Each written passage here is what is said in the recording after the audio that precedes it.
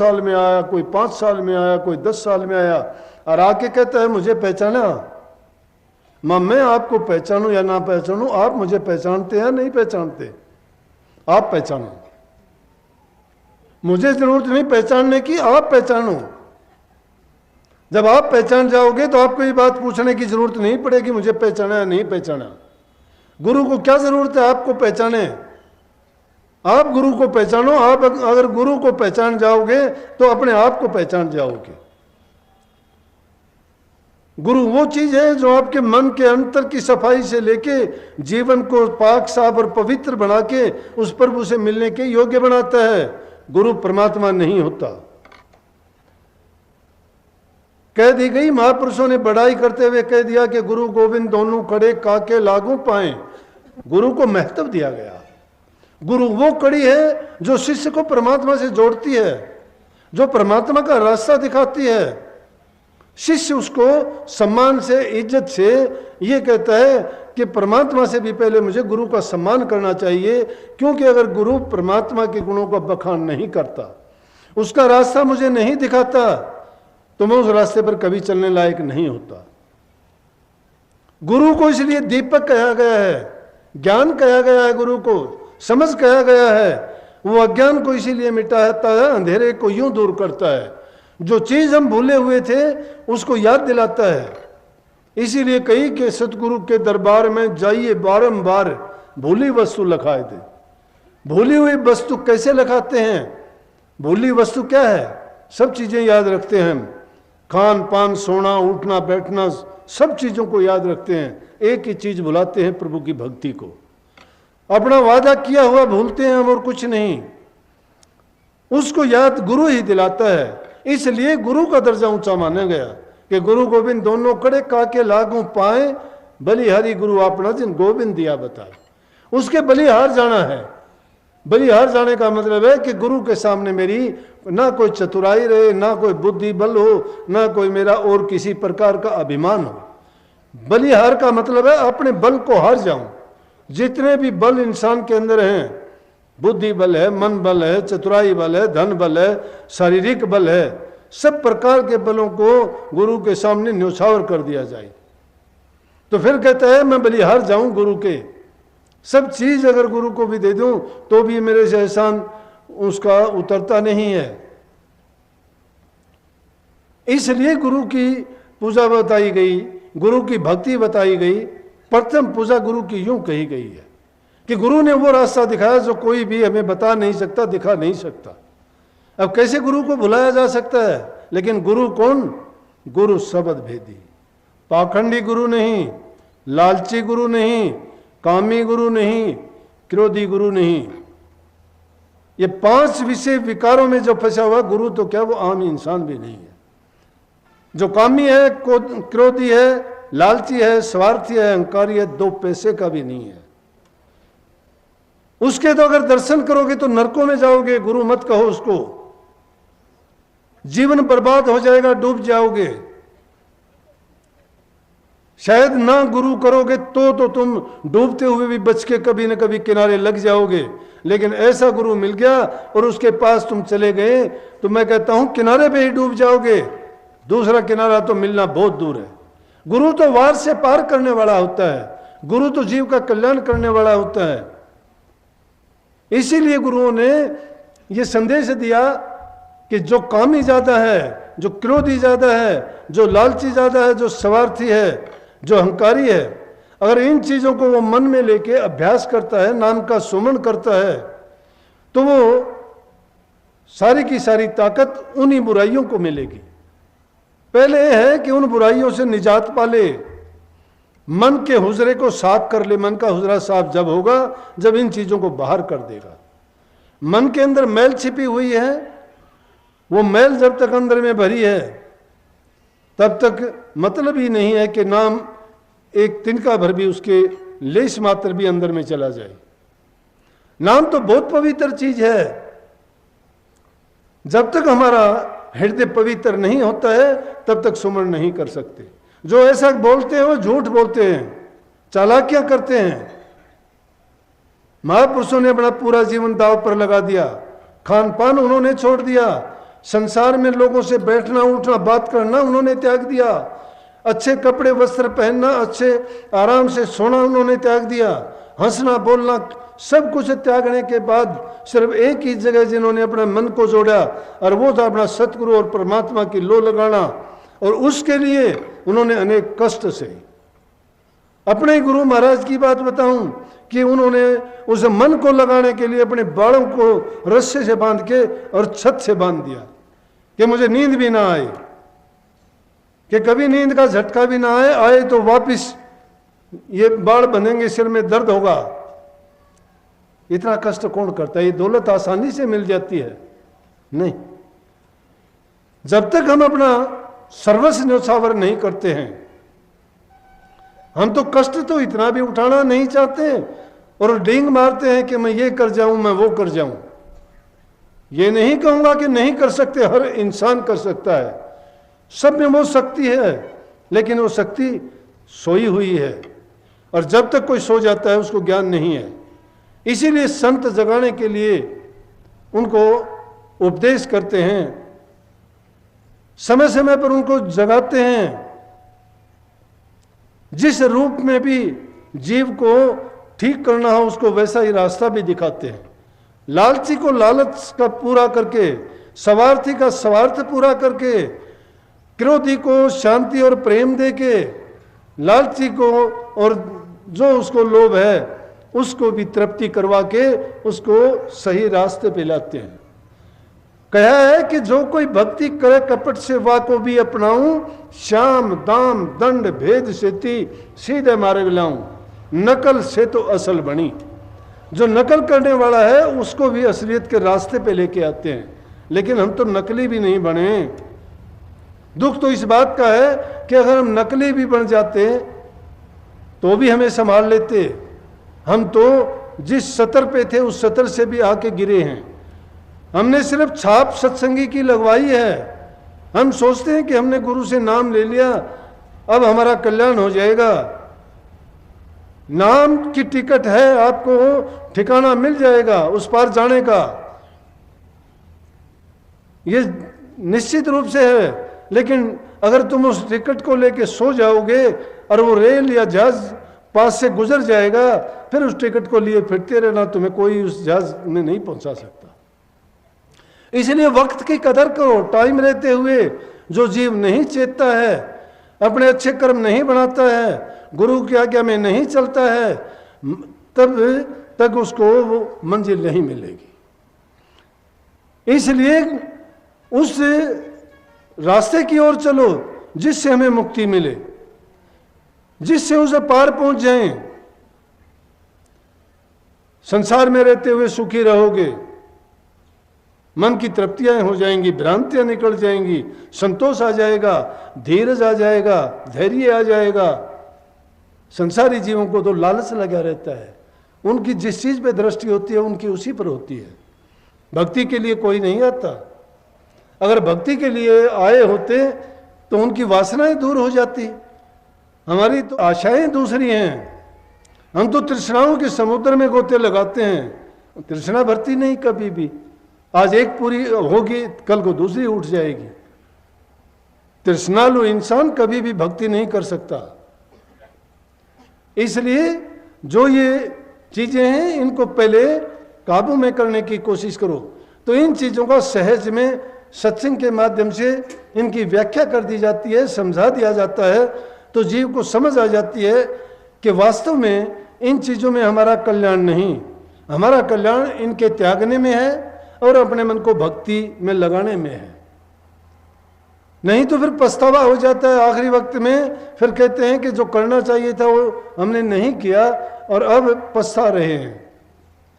लेकिन जो समय रहते हुए चेत जाता है उसको कभी भय नहीं सताता, क्योंकि जीते जी जो मरना सीख जाता है, जीते जी जो मरना सीख जाता है उसको मौत से डर नहीं है।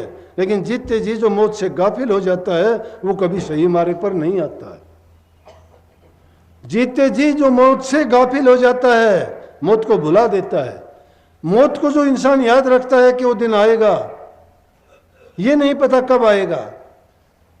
हम तो पीढ़ियों तक के दावे करते हैं आगे तक की आस बांध के करते हैं, ये करूंगा वो करूंगा वो करूं, धरा धरा रह जाता है सब कुछ,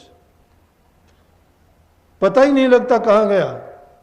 घर वाले पूछते रह जाते हैं किसी का लेना देना था, क्या करना था, पता ही नहीं। जब ऐसा ये अंधाधुंध अंधियारा है और उसमें भी ये जीव ये नहीं समझता, रोजाना ये खेल देखता है, फिर भी सोचता है कि ये दिन मेरे साथ नहीं आना, ये तो और किसी के लिए है।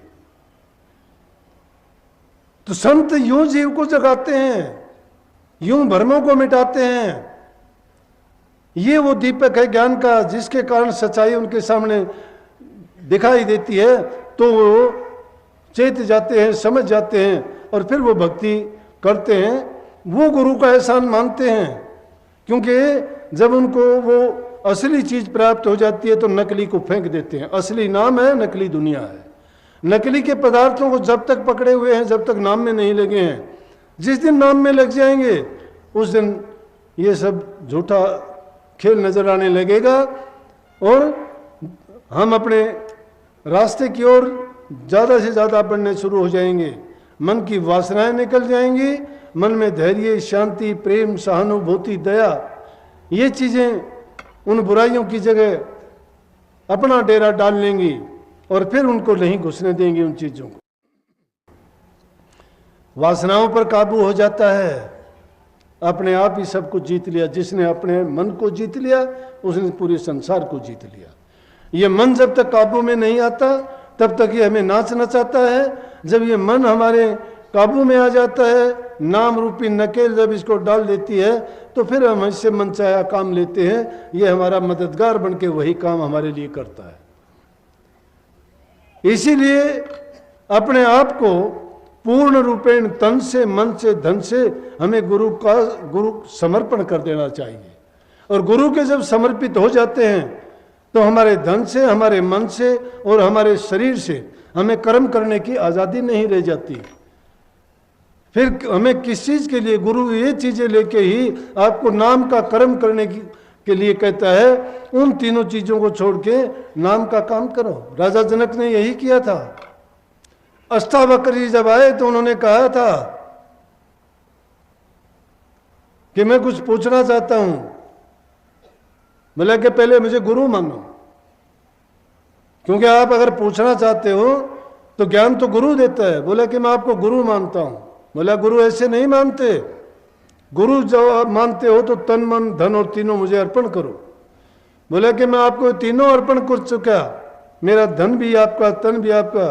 बोला फिर कुर्सी पर बैठने की आज्ञा नहीं। ये किसने कह दिया? गुरु तो नीचे खड़ा है और चेला सिंहासन पे। बोला नीचे उतर। राजा जनक को उतार के जहां जूते निकले हुए थे वहां बैठा दिया। ये ज्ञान ऐसे नहीं मिलता। कहां राजाओं की शान और शौकत, कहां उनकी इज्जत, उनका पद, कहां उनकी प्रतिष्ठा, मान। और एक राजा प्रजा के सामने और एक योगी के सामने, एक महात्मा के सामने जिसके अंग भी पूरे नहीं, अष्टावक्र, जिसके शरीर में 8 बल पड़ते हों, उन्होंने उसको जूतियों में बैठा दिया। क्योंकि ज्ञान बड़ा है, ज्ञान बड़ा है। और अष्टावक्र जी में वो ज्ञान था।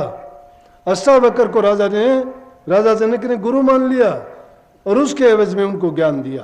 बोला कि अब आपको ज्ञान देता हूं। और ज्ञान एक पल में दे दिया। हम तो रात दिन सत्संग सुनते हैं, कहने लगे जब तन भी मेरा है, धन भी मेरा है, मन भी मेरा है, क्या सोचते हो मन से? खबरदार अगर मेरे मन से कुछ सोचा तो। क्यों ये हीरे जवाहरात की माला गले में डाले हुए हो? किसकी हैं ये? निकालो इनको। किस राजकाज के बारे में सोचता है मन में?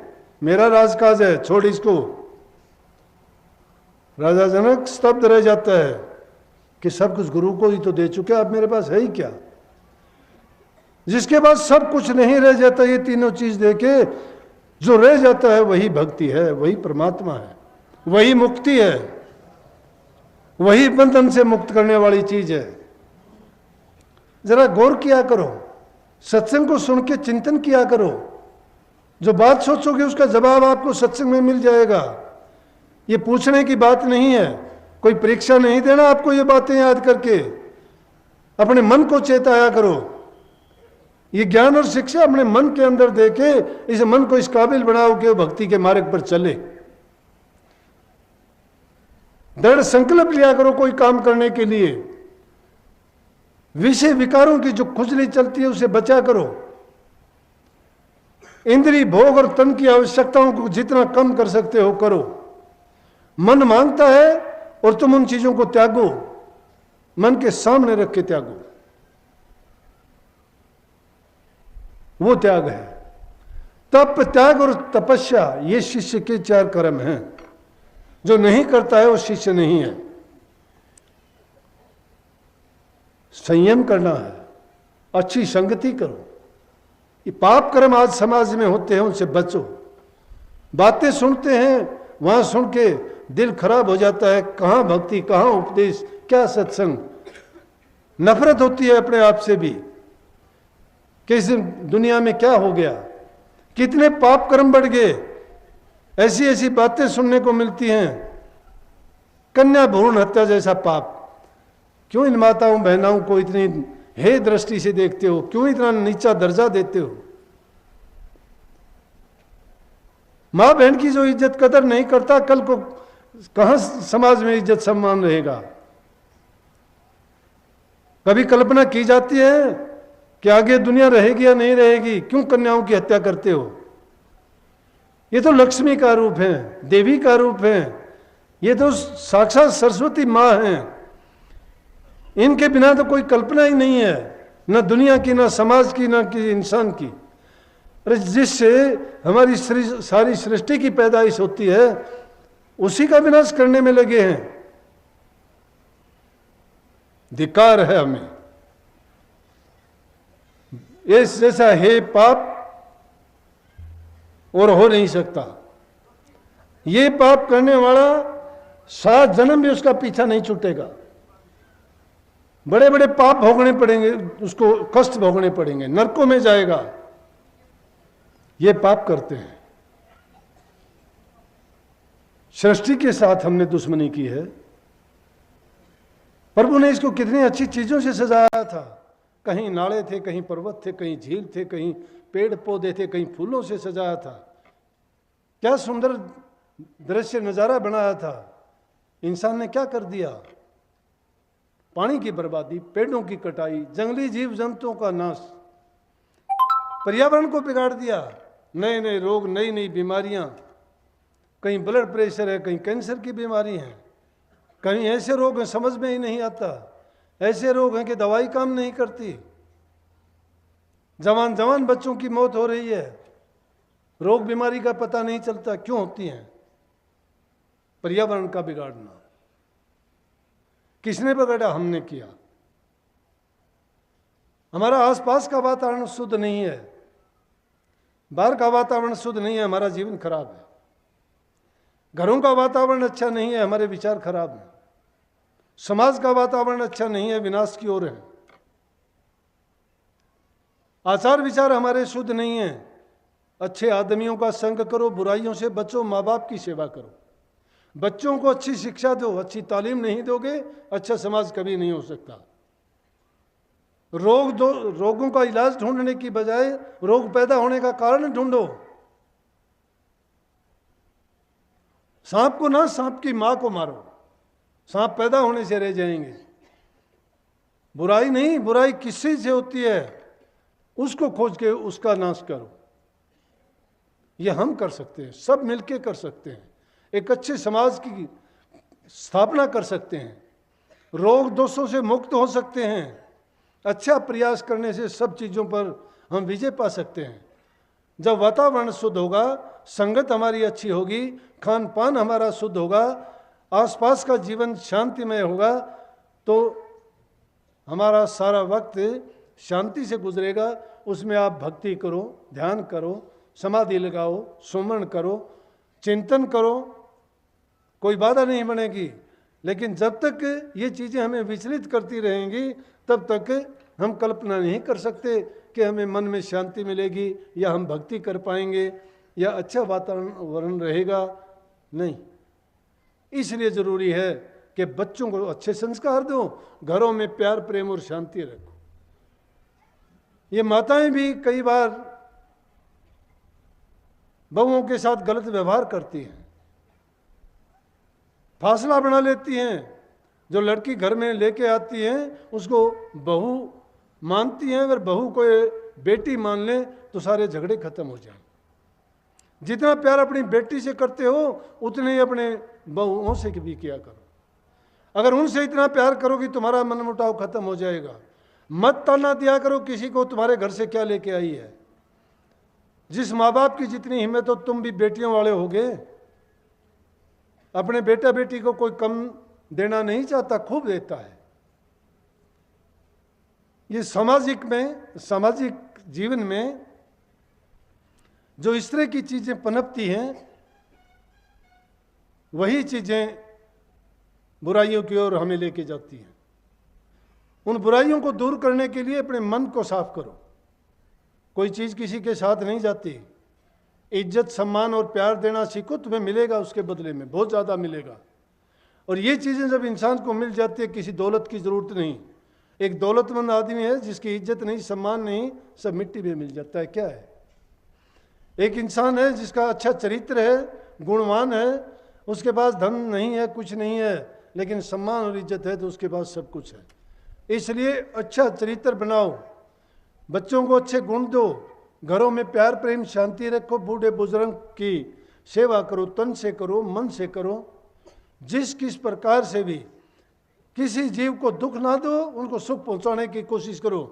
बदले में मुड़ के आपके पास सुख मिलेगा। लेकिन जब किसी को दुख देते हो, कष्ट देते हो, तो दो दुख मिलेंगे। जग में राजा प्रजा डांडर आ गए यमपुर तारी, बिणज कैसा किया रे सौदागर व्यापारी। जग में राजा प्रजा दंड है। जग में तो राजा तुम्हें दंड देगा कानून के मुताबिक, और आगे यमपुर में जाओगे दूसरा दुख आपको वो मिलेगा। कहें कबीर सुनो ऐसा तो खोटी नीयत तुम्हारी। नीयत को साफ करो, खोटी नीयत ना रखो। खोटी नीयत क्या है कि अच्छे कामों से बचना, भक्ति के मार्ग से भटकना, बुराइयों में अपने मन को लगा देना, हमेशा अपने ही स्वार्थ की बातों में लगे रहना, ये खोटी नीयत है। कभी भी आलस ना करो कि आज मुझे नींद आती है, आज मुझे तकलीफ है, आज मैं भजन करने है तो दुख भी मिटेगा, तकलीफ भी मिटेंगी, सुस्ती भी जाएगी, सब रोगों से बीमारियों से निजात मिलेगी। जो हमारे जन्म मरण से हमारा छुटकारा दिलाती है, क्या उनसे छोटी मोटी चीज़ दूर नहीं भाग जाएंगी? सतगुरु ने हम पर बड़ी कृपा की है। मैं अपनी बताता हूँ, जब जब मुझे कष्ट और दुख होता है मैं ये परवाह चिंता नहीं करता, लेकिन सतगुरु अपने आप संभाल लेता है। क्योंकि आदमी को दुख में अपना पीर गुरु वो याद आता है। जब तक तो नहीं याद आता तब तक तो दुख में रहते हैं, और जब टाइम आता है कि अब क्या होगा, फिर कहते हैं कि गुरु महाराज अपने आप ठीक करेगा, और देखते ही देखते वो चीज़ हो भी जाती है। फिर इसलिए कई बार ऐसे वाक्य गुजरे तो हमने तो ये फिर समझ में आ गया कि गुरु अपने आप वक्त पे संभालता है। हम गुरु को भूल जाते, गुरु हमें नहीं भूलता। गुरु को हम भूलते हैं, गुरु को हम याद करते हैं कब? जब दुख पड़ता है, आफत आती है। अरे दुख में सुमन अगर करते हो और सुख में याद नहीं करते तो गुरु कोई बावड़ा है? गुरु बेवकूफ़ है क्या कि जब दुख पड़ा तो गुरु, और जब ठीक हुए तो गुरु पीर को याद ही नहीं करना, कौन गुरु कौन नहीं, फिर तो मैं ही मैं हो जाता है। नहीं, दुख सुख में सब में समान रूप से उस घड़ी को कभी ना भूलो, गुरु को एक पल के लिए भी ना भूलो। विचार जैसे तैसे भी अगर तुम्हारे इधर उधर ये मन डोलने की कोशिश करता है, अपने संकल्प को बढ़ाए रखो, गुरु को याद रखो, ख्याल में रखो, ध्यान में रखो, विचार में रखो, चिंतन करो हमेशा। यही भजन है। भजन इसको ना मान लेना कि कभी कान बंद करके न किसी कोटड़े में बंद आध पौन घंटे हो जाओ बंद, और घड़ी की तरफ देखो 6 बार कि टाइम आधा घंटा होया नहीं, मैं आधा घंटा के लिए बैठा था। वो ध्यान नहीं है। वो तो वही हाल हो जाएगा, माड़ा तो कर में फिरे, जीप फिरे मुखमा, मनवा तो 34 फिरे, ये तो सुमन ना। ये वो माड़ा हाथ में फिरती है और आँख खोल के देखता रहता है। नहीं, ये वो ध्यान लगाते हो 2 मिनट का ध्यान ही काफ़ी है। बैठे बैठे समाधि हो जाएगी, ढोल नगारे तुम्हारे सामने बजते रहे, चिंतन अगर पक्का है तो भूल जाओगे। आम बैठे बैठे भी कहोगे, तुम तो बैठे बैठे भी, कई बार ऐसा होता है, बात कोई होती है, किसी की बात सुनते हैं लेकिन चिंतन हमारा कुछ और होता है, फिर थोड़ी देर में कहते हैं क्या कहा था तुमने, क्योंकि उस बात की ओर गौर नहीं था, वो तो बोल रहा था लेकिन हमारे अंदर में चिंतन कोई और था। वो चिंतन अगर नाम की तरह ऐसे चिंतन कर लिया जाए, जब ये संसार की बातें होती हैं, कितना शोर शराबा होता है, उनकी तरफ से हो जाना चाहिए। ध्यान और चिंतन तुम्हारा अंदर में जब होगा, वो ध्यान में गुजरेगा, सब पल ध्यान में गिनती होगी। चाहे फिर तुम एकांत में ना बैठना, पल पल में नाम सुमरो, एक भी पल खाली नहीं जाना चाहिए। बात करते हुए भी कर सकते हो, ये तो नए आदमियों को तो मुश्किल होता है। आप तो कोई 10 साल से, कोई 20 साल से, कोई 25 साल से नाम ले रखा है, अब तक आपके अंदर ये लज्जत नहीं आई है क्या कि बैठे बैठे भी आपको चिंतन वो होता रहे, बातों की तरफ भी ध्यान करते रहो। कम से कम सुमन नाम का करना सीख जाओगे तो भी ये अवस्था आ सकती है। फिर आपको ज़रूरत नहीं रहेगी पूछने की कि जी मेरा ध्यान नहीं लगता, जी मेरा गुरु फेल हो गया। गुरु फेल कैसे होया भाई? काम तू गलत करता है, फेल गुरु हो गया। गुरु फेल नहीं होता कभी भी, फेल तुम होते हो। इसलिए आप सबको मैं ये कहता हूं, फालतू की बातों में ना आओ। जो तुम्हें सच्ची भक्ति का रास्ता मिला है, उस रास्ते पे चलो। कौन क्या करता है, किसके साथ क्या हुआ है, क्यों किसकी बुराई उठाए फिरते हो, क्यों अपनी महफिल में दूसरों का जिक्र लेके बैठते हो? अगर बुरों का जिक्र करते हो, बात करते हो, तुम भले कहां से होगे? फिर तो बुराई चाहती है तुम्हें, बुराई की जरूरत है, निंदक हो, चुगल हो, क्यों ईर्ष्या की बातें करते हो किसी की? तुम्हारा मन अगर पवित्र है तो बुराई की बातें क्यों उठती हैं? जो करेगा सो भरेगा। रूखी सूखी खा के ठंडा पानी पी, देख पराई चौपड़ी क्यों ललचावे जी। सबको आशीर्वाद, मालिक आपको भक्ति करने की सामर्थ्य दे, पवित्र और शुद्ध हृदय में शुद्ध विचार भर दे, भक्ति के मार्ग पर चलाए, बुराइयों से आपको बचाए। सबको बहुत बहुत आशीर्वाद। राधा स्वामी।